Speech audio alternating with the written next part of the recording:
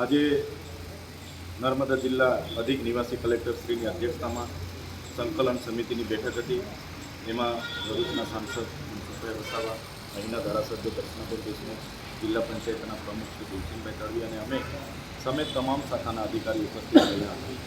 ત્યારે નર્મદા જિલ્લાના લોકોના પ્રશ્નોને લઈને વિવિધ બાબતો લઈને ચર્ચાઓ થઈ છે।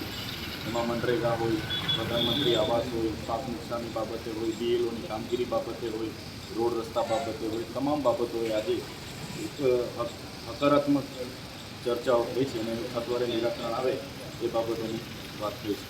બીજું કે હમણાં પેરેલલ બધા સરકારશ્રીના કાર્યક્રમો ચાલે છે। આપે જોયું હશે, વિકાસ પર્વનો કાર્યક્રમ હતો, વિકાસ મહોત્સવનો કાર્યક્રમ હતો, ગૌરવ યાત્રાનો કાર્યક્રમ હતો, એકતા પરેડનો કાર્યક્રમ હતો।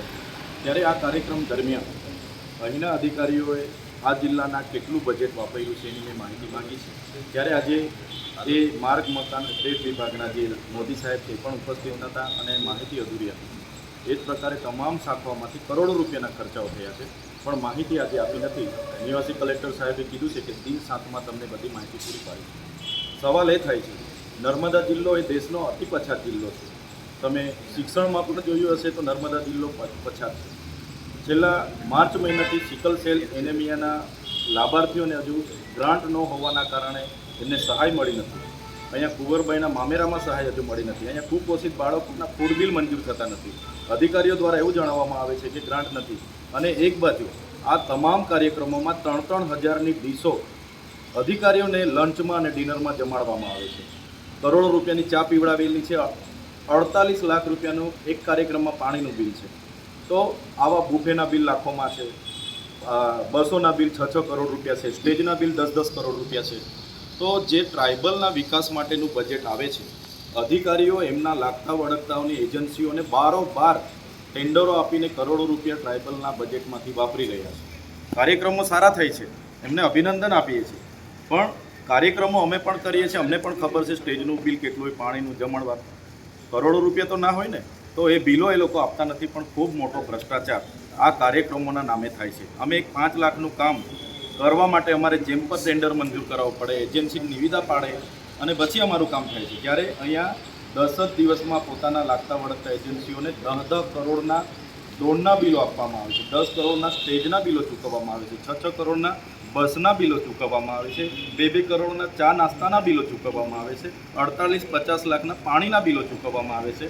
જો આ જ રીતના નર્મદા જિલ્લાનું બજેટ સરકારી કાર્યક્રમોમાં પૂરું થશે તો બાળકો માટે આપણે કુપોષણ કઈ રીતના દૂર કરીશું, સિકલ સેલ કઈ રીતના દૂર કરીશું, શાળાઓના આ ઓરડાઓ કઈ રીતના બનાવીશું, આંગણવાડીઓ કઈ રીતના બનાવીશું। એટલે આ બહુ ગંભીર બાબત છે। એટલે ટ્રાઇબલનું બજેટ જે સરકારી કાર્યક્રમોમાં વપરાય છે, પ્રજાના ટેક્સના દિવાળીઓ થાય છે, એનાથી અમે નારાજ છીએ।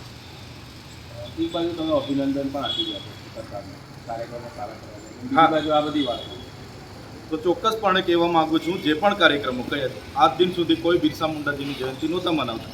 વડાપ્રધાન આવ્યા એમને અમે આવકારીએ છીએ। મારી જે પ્રતિમા મેં મૂકી હતી મારી આગેવાનીમાં, એમને ફૂલ અર્પણ કર્યા છે। અમારા માટે તો ગૌરવની જ વાત છે ને, એટલે અમે અભિનંદન આપીએ છીએ। પણ જે પ્રકારે ત્યાંના પાર્કિંગના નામે 2.5 કરોડનું બિલ કોઈ મૂકે, ડોમના નામે તમે 10 કરોડનું કોઈ બિલ મૂકે, ચાના નામે તમે 2 કરોડના, હવે કેવી ચા પીધી હશે એવું। અરે એમણે ડિનરના નામે 10-10 કરોડના બિલો મૂક્યા છે, તો એમણે શું ખાધું એની વિગત આપો। ડ્રાયફ્રૂટ ખાધા, ચિકન ખાધું, મટન ખાધું, ઘી કેળા ખાધા, અમને તો કહો। અહીંયા એક બાજુ કુપોષણના બિલો તમે મંજૂર નથી કરતા, બાળકોના ફૂડના બિલો તમે મંજૂર નથી કરતા, સ્કોલરશિપ માટે અહીંયા અમારે ધરણા કરવું પડે, ગ્રાન્ટ નથી એવી તમે વાતો કરો, અને એક બાજુ 50-50 કરોડના પ્રોગ્રામો કરો તો કઈ રીતના ચાલશે। અને પ્રોગ્રામો તો રોજના ચાલુ પ્રજાના પૈસે દિવાળી જ થાય છે।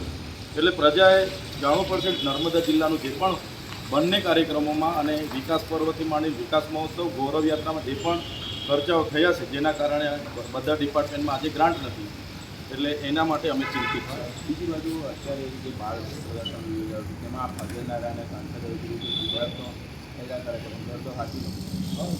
11 નવેમ્બર 2025ના રોજ સાગબારા જિલ્લાના નવરચના હાઈસ્કૂલમાં ડેડિયાપાડા, સાગબારા અને ચિગદા તાલુકાનો વિજ્ઞાન મેળો હતો। એમાં હું ઉપસ્થિત હતો અને મારી ઉપસ્થિતિમાં એ વિજ્ઞાન મેળાને મેં ખુલ્લો મૂક્યો હતો। એ જ પ્રકારે જિલ્લા પ્રાથમિક શિક્ષણ સમિતિનો 20 નવેમ્બર 2025 એટલે કે હમણાં જ કેવડી પ્રાથમિક શાળામાં વિજ્ઞાન મેળો હતો, ત્યાં હું હાજર હતો। અહીંયા મુખ્ય અતિથિ જિલ્લા પંચાયતના પ્રમુખ હતા, વિશેષ ઉપસ્થિતિ સાંસદોની હતી, એના ધારાસભ્યની હતી અને મારું પણ નામ હતું. પણ મારા ત્રણેય તાલુકાના કાર્યક્રમોમાં, બંને કાર્યક્રમોમાં હું હાજર હતો અને ત્યાંની કૃતિઓ લાવનાર બાળકોને મેં પ્રોત્સાહન પૂરું પાડ્યું. મારી ત્યાં હાજરી હતી અને મેં પ્રોત્સાહન પૂરી. તમે કોઈને પણ પૂછી શકો છો, એ વિડીયો ફોટા પણ તમને મળે. આ જ મહિનામાં ત્રણેય તાલુકાના વિજ્ઞાન મેળામાં હું હાજર હતો. પ્રાથમિક શિક્ષણના વિજ્ઞાન મેળામાં પણ હું હાજર હતો. નામનો હોવાથી કેશવભાઈ અધિકારી આમાં તો નામ પણ હતું એ જ કહેવા માગું છું. અમારે ત્રણેય તાલુકા, મારો મત વિસ્તાર ડેડિયાપાડા છે. ડેડિયાપાડા, સાગબારા, ચિગદાના વિજ્ઞાન મેળામાં હું હાજર હતો. ત્યાં નવરચનામાં થયો અને પ્રાથમિક શાળા કેવડીમાં થયો, ત્યાં હું હાજર હતો. ખરેખર સાંસદ સાહેબે આયોજકોને પૂછી લેવું જોઈએ કે એમના મત વિસ્તારમાં હાજર હતા કે નહીં. અમે ત્યાં હાજર હતા. આ વિસ્તાર તો જસુભાઈ રાઠવાનો છે, દર્શનાબેન દેશમુખનો છે, ભીમસિંહભાઈ તડવીની છે. એમને પૂછો ને એમની હાજરી પૂરો. અમારા વિસ્તારમાં તો અમે હાજર હતા, બીજા કોઈ હાજર નહોતા. હું હાજર હતો.